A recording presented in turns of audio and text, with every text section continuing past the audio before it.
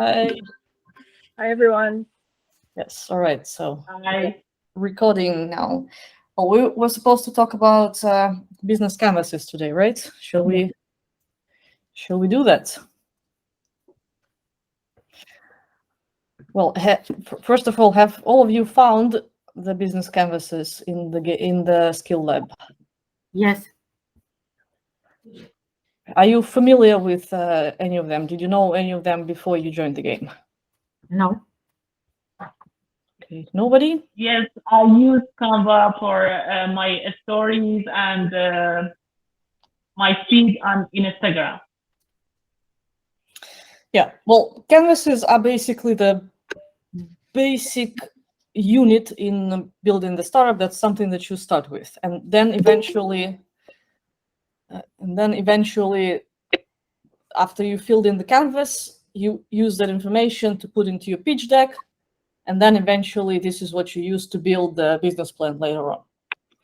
So it's the first foundation for you to get to think about your startup from the perspectives that you need, right? So the business perspective, the customer perspective, the investor perspective, the team perspective, all of these things.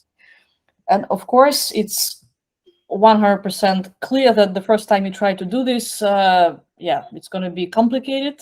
You won't be able to fill in everything just because you don't have enough information to do that now.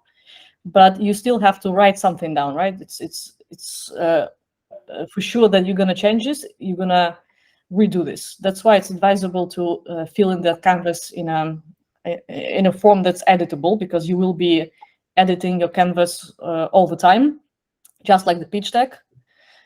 The minute you click save as PDF, you're going to have to change that. So it's always good to use some piece of software where you can constantly change things and edit things, and because that's never going to stop. That's the process of building a startup. Every time you come up with an idea or something, you get some input from outside, it changes something in your representation of what you're doing.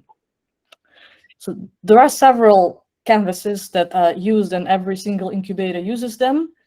And that's one of the reasons why we didn't pay too much attention to the theory about the canvases. We made one presentation where we explained the basic things, because it's so easy to find a lot of information about those canvases online. So we thought that I am not going to concentrate on this because there's already too much.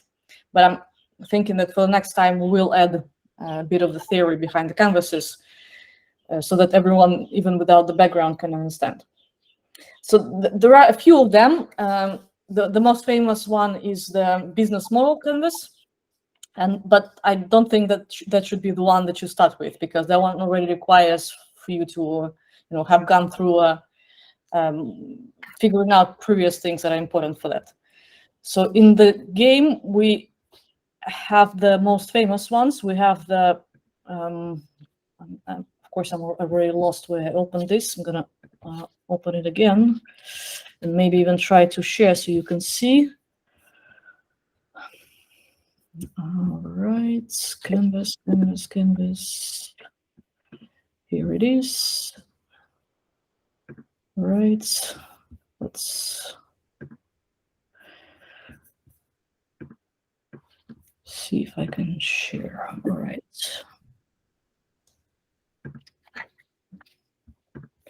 Yeah, I guess I have to. Can I share the entire screen? That kind of didn't work last time. Let's see.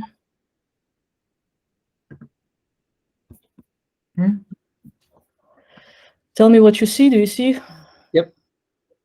All right, so that works. And let me do it full screen. All right. Bear in mind that I don't see you, so if you want to say something, just speak up. Can I just ask before you start? Sure. I think that just some clarification. I'm here on behalf of my team. Just some clarification as to what exactly we have to include in our of this canvas into our presentation. the canvas is a separate thing. The canvas is part of the homework, but it's like I said in the beginning, it's a lot easier for you to create your pitch deck presentation if you've already gone through the canvases, because that basically helps you prepare the answers to these questions, like, hey, what problem are you solving? Who are you solving it for? What's the business model? In the canvases, so we have a few of them, including the one that we created ourselves. So the FMS canvas, that one was created specifically for the purpose of this game. And it takes into account some things that other canvases do not. It takes you as a founder into account. That's why it starts basically with asking you, who are you, and like what's in it for you? Why are you the person that wants to do this specific startup? Why are you passionate about it? And yeah, how are you going to make sure that in 5 years you're still going to be passionate? Is that something that that is going to make you happy? And that's the part that is never asked in the other canvases, because the other canvases just concentrate on the business. But well, at least in my experience, I realized, of course, that if you're not doing the right thing, if you're not solving the right problem, it's going to eventually lead to you, well, if not burning out, but you losing interest in what you do. And then, of course, it's bad for the company. So it's a lot better if you start with thinking about like how you fit into this whole idea or the problem that you're solving. Why is that something, maybe something personal for you, or something that you know, something in it that triggers you and you want to solve that? So that's the part that we added. And the other things are basically similar to what the other canvases are talking about. So the things that you need to concentrate on, of course, are the customers, the users. So to answer your question once again, yeah, we have templates both for the canvases in the skill lab, and we have a template for the pitch deck presentation. For the quest, you only have to do the pitch deck presentation. But the way we build the game is that the quest is connected to a specific module in skill lab, and the pitch deck quest is connected to the pitch module. So the pitch deck is connected to the canvases, in other words, because like I said, if you do one, it's easier to do the other one, but you don't have to do it. Basically, you have to find your own way, whatever works for you.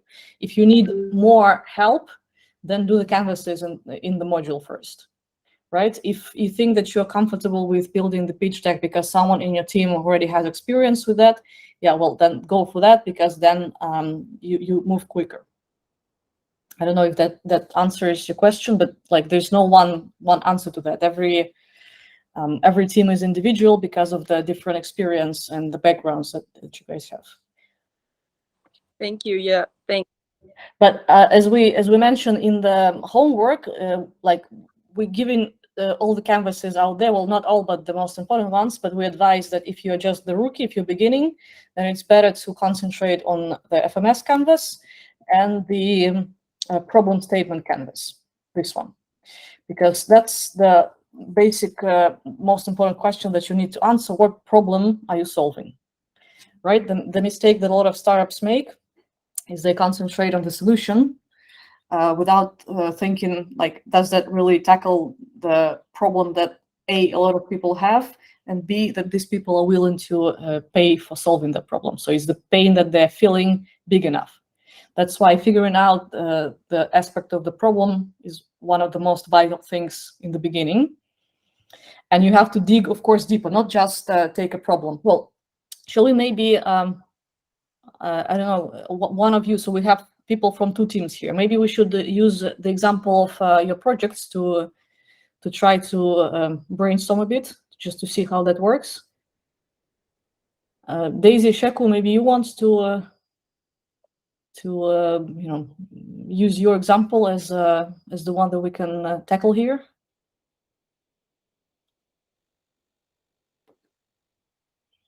Or Oriana, I don't know.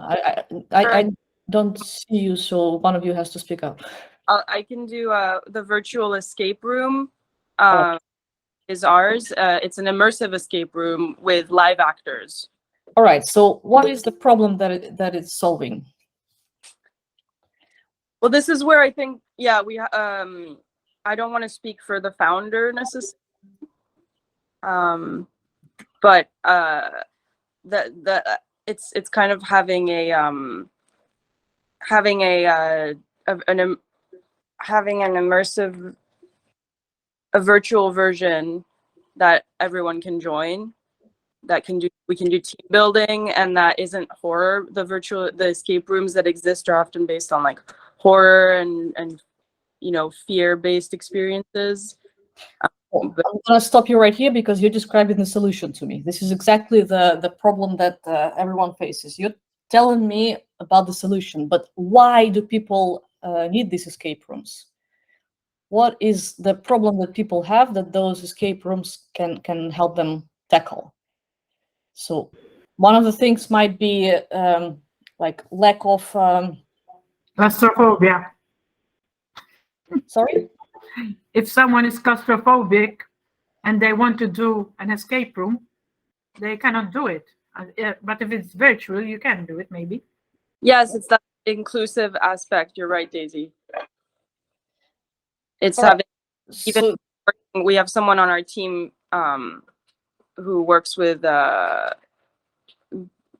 girls with who have problems inserting into society or something. Like you're not necessarily going to be able to participate. Because as I say, I've never been to one of these. So, but my daughter has. So, I believe you have to go with a couple of friends, like 10 friends or something, right? Escape room. So if you're an introvert and you're home, you don't have that number of people to go with to an escape room. So if this was available online, I would join. I think. Definitely. Yep. Those are definitely issues that go into it. It's that problem of making sure spaces are accessible to like everyone can join in the experience. Yeah, I'm trying to get into the phone so I can also see. Okay, now I'm beginning to feel claustrophobic here, not seeing you.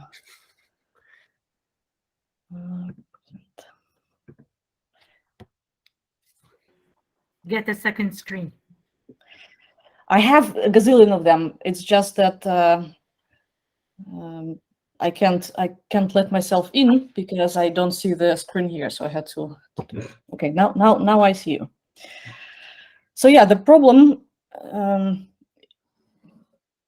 is something that, why would people want to use the solution that you're creating? And then it's, of course, advisable to even go further than that. So for one of the projects, for example, they're tackling the problem of people not getting enough exercise because, the lifestyle, we're just sitting on our couch and watching Netflix. So they wrote that as a problem that, people are not getting enough exercise. But I asked them to dig even deeper, but okay, but why are they not getting enough exercise? Like, what's there that is preventing them from doing that? So it's like a problem behind the problem. And if you manage to get into the the psychology of the problem, then you might discover certain elements that you haven't taken into account before. So that's, of course, this complicated exercise. And of course, you start with a simple, okay, just a problem. People are not getting the exercise. But then you start thinking, okay, why are they not getting? Are they too busy? Because they work too much? Are they, lazy? Why not possible? Are they not seeing the need for the exercise? Because, well, why would you, right? We only live once, and so on and so forth. So, and then each of that reasons will potentially, end up being a different feature in your product, in your solution, maybe even targeting specific different people, because someone who is lazy and doesn't want to exercise is a different persona from someone who can't exercise, for example, because of their health issues, right? And they will have different problems with that, because you can tackle laziness in one way, but the physical disability, you can't tackle in the same way. So one solution will not be able to fit both of these user groups. So that's just one of the example of how important it is to understand the problem, and that's why you look at the context. You ask, hey, when does the problem occur for these people? Hey, for example, here in the health app, that occurs mostly every day, because people take their car to work, then they get back home, they sit on the couch. So you have to also tackle the something that in the other canvas will be called jobs to be done. So the things that the person does on a daily basis for you to understand, the problem is most acute in that specific either time period or that specific part of the week, part of the month, whatever. And then, of course, it also makes you think, okay, how can I solve this? Impact, absolutely. Not only look at the numbers, but also look at the emotional impact. So for the escape rooms, what, Oriana, do you think the emotional impact would be for the people who would, who, for example, have anxiety and then they're using this? It's a way to lose yourself in a character, and to not have to be physically present. I think being physically present a lot of times can be triggering to social anxiety. For example, that's not emotional. You're trying to rationalize it. Emotional is, oh my God, this is fucking awesome. right? So Okay, people want. Okay, for you want me to specifically look at people that have anxiety who are introverts, or can I bring in another problem? You can bring another problem. It doesn't matter. I just want you to understand how you have to think about this. So for remote work, so team building is necessary. Yeah. In today's remote world, we're very disconnected, and it's hard to get to know people's personality just through Zoom meetings. But with a team building exercise like an escape room, people who are on different sides of the world can get to know their teammate, feel like they have emotional fulfillment there of getting to know each other in a playful setting. And then also actors can be employed remotely. People who like to act but aren't able to join stage productions, because we have live actors built into our product. Yeah, so ideally, if you are struggling with it, just Google, positive emotional reactions, right? You Google that and you see you need to have something that your product is solving at the emotional level. And of course, it has to be positive emotions, because if your product is producing negative emotions, people are not gonna use that, because why would they? So is your product gonna make them feel fulfilled, for example, right? Or less scared, or I don't know what else the escape room could do. Well, just have fun, let loose a little bit. Yes, and so try to find those emotional words, because that will be something that you put in your value proposition, right? We are helping people feel blah blah blah blah blah with our, and then the product that you're creating. Because quantifiable impact, that's easy on one hand, because here you just have to say, hey, if we target Europe, then it's X amount of people that can use our solution, and that percentage of that will do that and that. So this is easier than emotional impact, because it's hard to quantify, and you basically have to try to guess and predict things at the very beginning before you can get any data to figure it out. And then, of course, you concentrate on alternatives and what's out there that is helping people solve the same problem, and why does that suck? Because you have to create something that's better.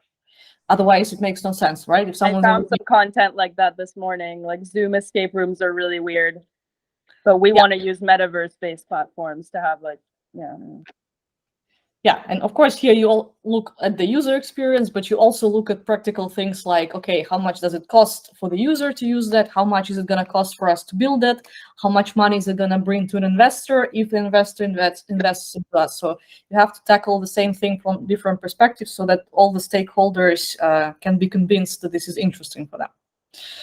So this is the problem canvas. So after that, you can try to move to the value proposition canvas.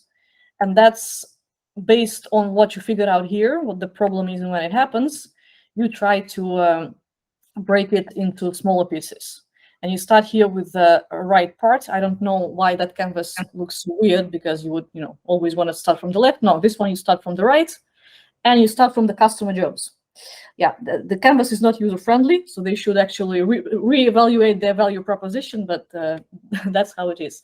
And the customer jobs is basically what your potential customer, so the person who's experiencing these problems that you're trying to tackle, does on a daily basis, right? So you try to live a day or a week in their shoes.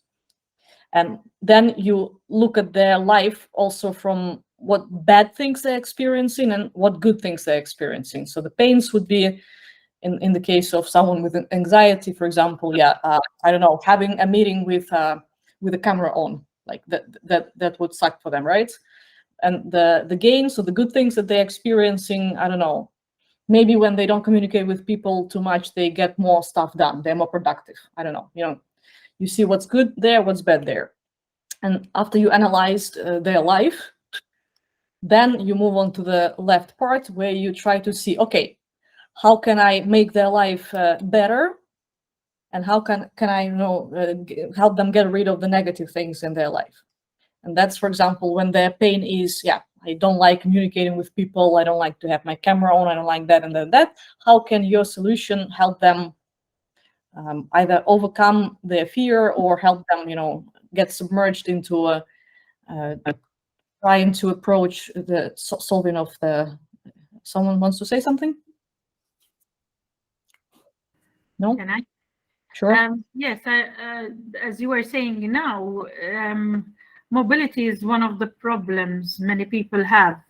I mean, for example, if they want to go to this virtual room, they can do it straight from home. They don't have the time to travel to an escape room. But if they have it online, like even for our case, our project, they can do it even if they are suffering from mobility or no one can take them to the place they need to go. Yeah, of course. You look for all the good things that you can deliver to those people, and don't forget that it's not only practical things like mobility, but it's also emotional things, and that's priceless. A bit of an... Where do you put that in here? Gains? No. Gain creators, for example. Yes, our escape room helps our users feel thrilled that they're doing something new. Yeah. Okay. Good. Yeah, here you're brainstorming. You are trying to see if something from the right that the person is dealing with can be tackled and solved with your solution. Not everything can and will be. You have to pick maximum 3 things. Don't try to solve all the world problems in one product. It's not gonna work.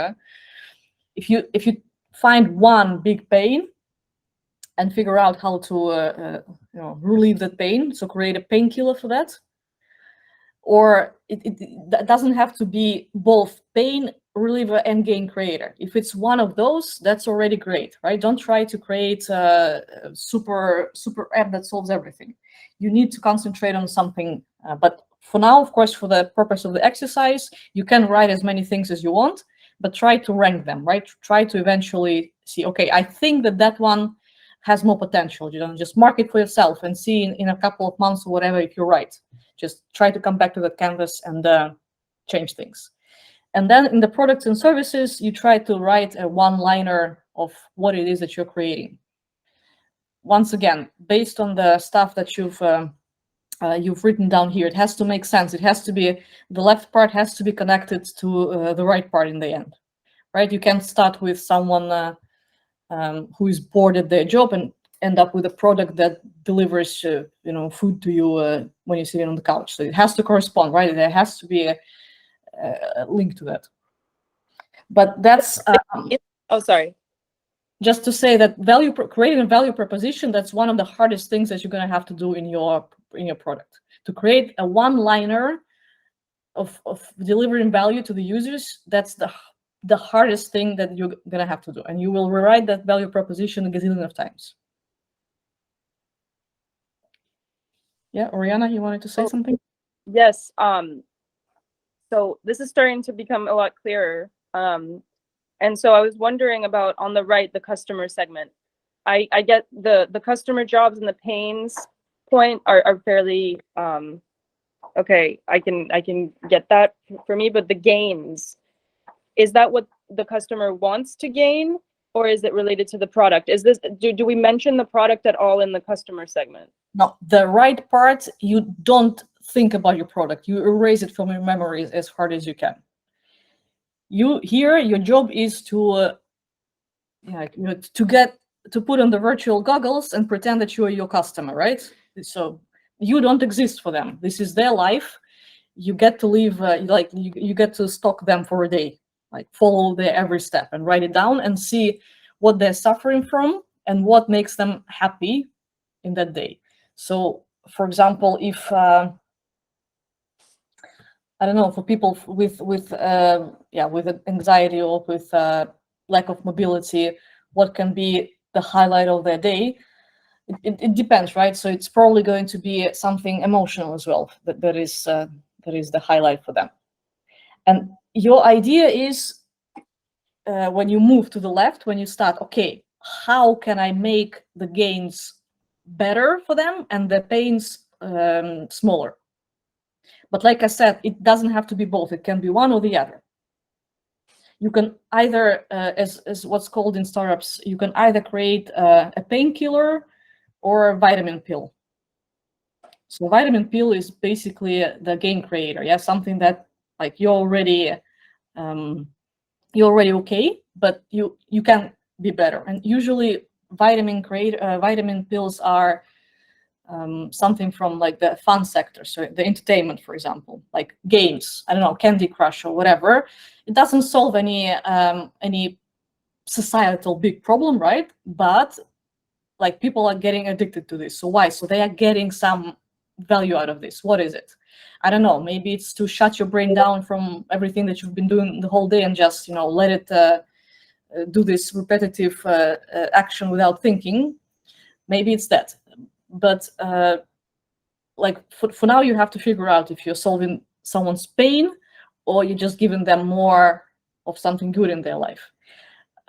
Just to tell you that in the startup world, painkillers are more welcome, let's say, and from the investment point of view and everything, than the vitamin pills. Vitamin pills are supposed to be not, this cool startups. They're not the cool kids on the block. But that's not to say that that's right, because hey, we wouldn't have this huge, massive game industry and like online casinos if that wasn't profitable, right? So that exists and that has its place at the table. But you should, of course, figure it out like where your product stands, and you should probably concentrate on one thing at the beginning, because if you try to put too many pain relieving features into your product, people are going to get lost. Try to stick to the rule of 3. Don't put more than 3 of anything. If you're tackling the problems, don't put more than 3 problems in your proposition. If you have features in your product, don't put more than 3. This is like this golden rule, and it works, because if you allow yourself to put as many, you will just confuse people even more, and you will alienate a lot of them, because if it's just 3 problems, your chances of finding a person with all the 3 problems are a lot higher than like if you name 10 problems, and then if the person doesn't recognize themselves in that problems, then you're going to lose them. They won't be as attached to you as if you tackled all of their problems. So it's brainstorming exercise. So what else? Okay, after the value proposition canvas is done, usually for the homework, that's already enough. If you filled in the FMS canvas and the problem canvas, that's already enough, because I know that it's already a lot of work. But for those that want to go further, this is the one that's traditionally filled out, the business model canvas. But for the purposes of the game, that's a bit too complicated, especially for those that don't have a startup in real life, because you have to figure out a lot of things here that you haven't thought about. But one thing to mention is that in the middle of this canvas, you see value proposition, right? So everything that you created here is becoming part of of this canvas in the middle. So they're all connected, and they all, follow one from the other. Yeah, so if we go back a bit to the FMS canvas, then, like I said, we integrated a few things from different canvases here, and the one on the bottom, the bank breaker and the money maker, that's part of the business model canvas. So, hey, what's it gonna cost for you to create that? And that's not only costs, like money costs, right? It's also human resources, it's also your time. And the money maker, how are you actually gonna make money? What's your business model gonna look like? So something for you to start thinking about these things. Yeah, if you have questions, we can dig into something specific, because if I start talking about everything here, we can easily spend 5 hours, and I see the time is flying. Yes, Sheko, right? We were talking about the money making piece this morning.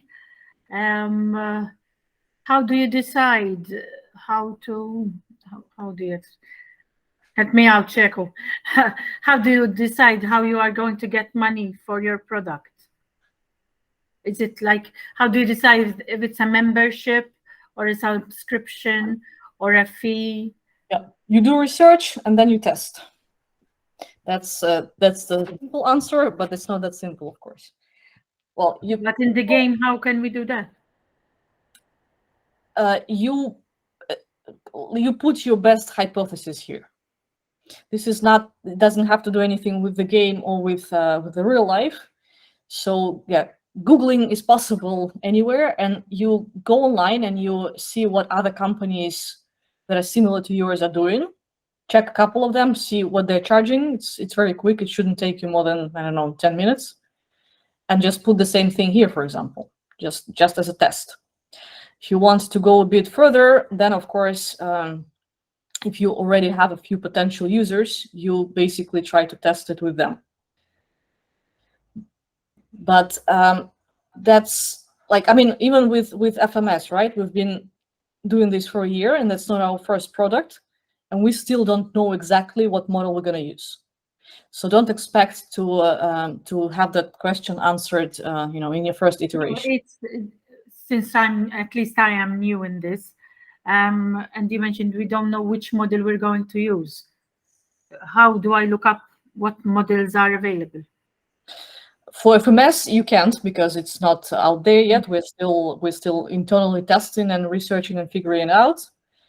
But like I said, if you want to start with something, you research what your competition is doing and do the same. I'm not saying that that's a good advice, but if you want to have, the first model, the first business model without spending too much time, take something that your competition does and hope that they did better research than you did.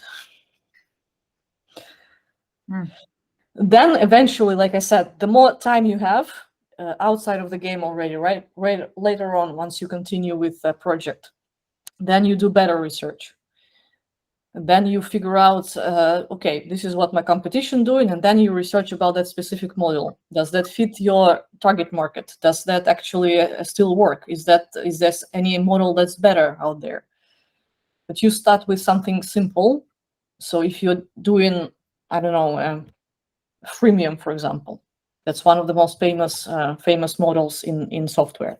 Freemium means that people get access to your platform or your game or your software for free, and then they switch to a paid version.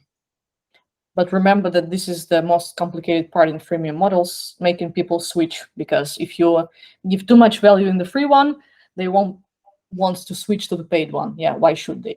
If you don't give enough in the free one, they might not see all the value, and they will not want to switch because, well, there's no value. So it's a lot of testing that you will have to go through here, probably changing things a bit here and there and seeing what people respond to. What do you think about memberships? For example, if like in our case, it's learning, right? So different subjects and different things. For example, I would be interested to be a member in something, and then I can choose and pick what to learn in the coming months. just by being a member? Yes. Okay. Membership. Great. Next step. Are you going to charge for that membership, or is it going to be free, but then you're going to upsell some certain features? Something to think about. Second of all, is that going to be like a monthly membership or an annual membership? If it's a manual, is the price going to be low enough for people to want to pay without getting a feel for your platform? Because like if you have to pay for a year and you haven't actually been inside, okay, how do you convince people to do that? Maybe you come up with maybe the money guarantee, if people pay and then you give them a month, if they don't like it, then you can give the money back. So you have to figure out how to minimize the anxiety of the users, who are coming to a new place. They don't know you, they don't know what's inside, and like you expect them to pay. So how do you convince them that it's worth their money? Yeah. But definitely membership, fine, great, put it here, but just think already ahead for these things, because even membership is already a complicated thing. Like, once again, go online and read about membership as a business model. See what other people who have used that, say what's good about that, what's bad about it. There are some businesses that work great with memberships, like the education market. Yeah, why not? Start digging deeper and deeper into that, one step at a time, and test as you go. Okay, thank you. I see that Sarangi wants to ask something. I see a hand. Yes. So, you were mentioning about using editable canvas. Do you have any suggestion on it? Because so far I've been using canvases where I edit and download the PDF. So I cannot edit it further. I have to like redo the entire thing. We have the template for the canvases in the Skill Lab pitch module. But the Canva template doesn't seem quite easy to read. It is small text. So you can zoom in. Well, you can zoom in on one thing. Okay. I didn't know that I could zoom in using Canva. Yeah, I can try that then. Even here, what's the problem? Yeah. Okay. Yeah. It's I really love Canva, and I think it does a lot of things very nicely, including these things that you can do anything that you want. So let's take the like this one, for example, right? You just this is not a template. Okay. We have the template somewhere, and that doesn't have the text there, or you can remove the text, or you can easily, what you can do is also you can make a copy, you can duplicate the page, and you can remove stuff here. You can, let's do it like this, and you can write your own thing while you still have that here to check, right? Then if you want to save, if you want to save only one canvas as a PDF, you go here and you download it. You choose PDF and you choose the page that you want to do. So for example, this one is page 12. And then you have only that one as a PDF and you can send it to someone. So yeah, Canva is convenient and useful for that. Well, I'm gonna delete this one now, so that and zooming in, you can do it here, or you can just do it the usual way you would do on the touchpad with like moving the moving the fingers like that. So yeah, it's pretty. I think it's pretty useful. Yeah. So I didn't check the zoom option. So yeah. And another question is not related to the business model canvas. So there's this marketplace where we could book a few sessions, and trying to book, does it take the FMS money from personal account or the company's account? Because I have like very less money in my personal account, and I'm really suspicious if it would make it zero. So yeah, I just wanted to check that. It is from your personal account. Oh, okay. So you have to either earn some money or You can, of course, transfer some money from your company to your personal account, but make sure that you substantiate it. How can she substantiate it to make you happy if she wants money transferred from the company account to the personal account? Well, if you want to do something for the company, you need to basically tell why the company wants to invest that in. So if there's a personal thing attached to it, then you cannot. Basically, one of the good examples is sponsoring of let's say a football club. If you're doing that to gain access to the nice places in the stadiums and a lot of food and everything, then it's personal. But if you're doing that because you're actually trying to reach out to your customers and sell more stuff, then it's business. Yeah.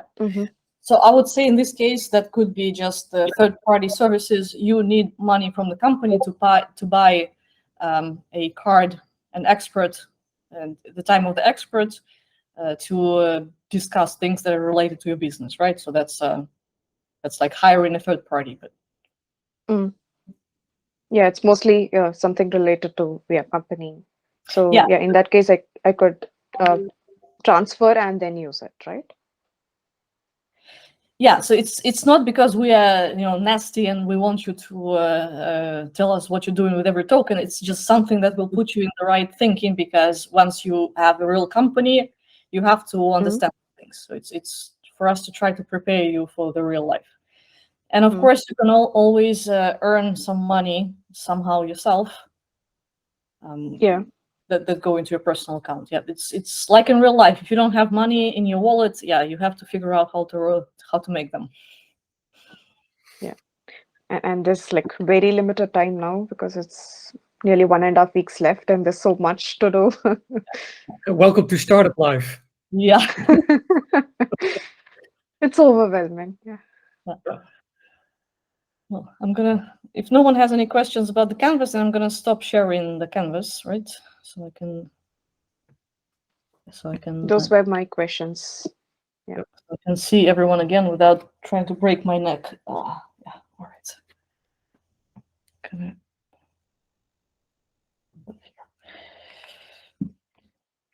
Well, any more questions at all, or shall I stop the recording? Can I ask one more thing, please? We're both doing the pitch module.